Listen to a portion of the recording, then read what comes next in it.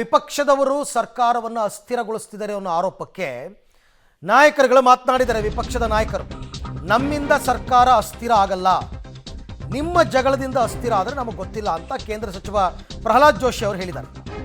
ಇದಕ್ಕೆ ಸಚಿವರಾದಿಯಾಗಿ ಕೌಂಟರ್ ಕೊಟ್ಟಿದ್ದಾರೆ.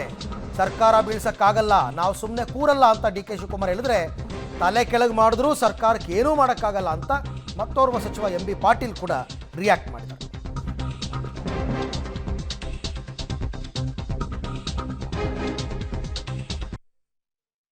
ಅಸ್ತಿತ್ವ ಅಂದ್ರೆ ನೀವಿದ್ದರಷ್ಟೇ ಸರ್ಕಾರ ಅಂತ ಅಂದ್ಕೊಂಡಿದ್ದೀವಿ. ನೀವು ಕಾಂಗ್ರೆಸ್ನಲ್ಲಿ ಇನ್ಯಾರಾದ್ರೂ ಒಬ್ಬರನ್ನ ಮಾಡ್ರಿ, ನೀವು ಮುಖ್ಯಮಂತ್ರಿ, ನಾವೆಲ್ಲಿ ಬೇಡ ಅಂತ ಹೇಳಿದ್ದೇವೆ. ನಾವೇನು ಬಂದು ಬಿಜೆಪಿ ಮಾಡ್ತೀವಿ ಅಂತ ಹೇಳಿಲ್ಲ. ನಾನು ನನ್ನ ನಿಲುವನ್ನು ಅತ್ಯಂತ ಸ್ಪಷ್ಟವಾಗಿ ಹೇಳಿದ್ದೇನೆ. ಯಾವ ಕಾರಣಕ್ಕೂ ಭಾರತೀಯ ಜನತಾ ಪಾರ್ಟಿ ನಾವು ಈ ಸರ್ಕಾರ ಕಾಂಗ್ರೆಸ್ ಸರ್ಕಾರವನ್ನು ತೆಗೆಯುವಂತ ನಮ್ದು ಉದ್ದೇಶ ಇಲ್ಲೇ ಇಲ್ಲ. ಮಾಡಿದ್ರು ಏನು ಆಗುದಿಲ್ಲ, ನಾವು ಸುಮ್ಮನೆ ಕೂತ್ಕೊಳ್ಳೋದಿಲ್ಲ, ನಮ್ಮ ಕೆಲಸ ನಾವು ಮಾಡ್ತೀವಿ. ಮಾಡಿದ್ರು ಏನು ಆಗುದಿಲ್ಲ, ನಾವು ಸುಮ್ಮನೆ ಕೂತ್ಕೊಳ್ಳೋದಿಲ್ಲ, ನಮ್ಮ ಕೆಲಸ ನಾವು ಮಾಡ್ತೀವಿ. ಅವ್ರು ಹೇಳಿದ್ರು, ನೋಡಿ ಸರ್ಕಾರವನ್ನ ಇವತ್ತು ಇವರು ಕೆಡಬೇಕಾಗಿದ್ರೆ, ಬೀಳಿಸಬೇಕಾಗಿದ್ರೆ 2/3 ಇದನ್ನ ಮಾಡ್ಬೇಕಂದ್ರೆ 80ಕ್ಕಿಂತ ಜಾಸ್ತಿ ಶಾಸಕರು ಬೇಕು. ಈ ಸರ್ಕಾರವನ್ನು ಕೆಡಲಿಕ್ಕೆ ಯಾರೆಂದೂ ಕೂಡ ಸಾಧ್ಯ ಇಲ್ಲ.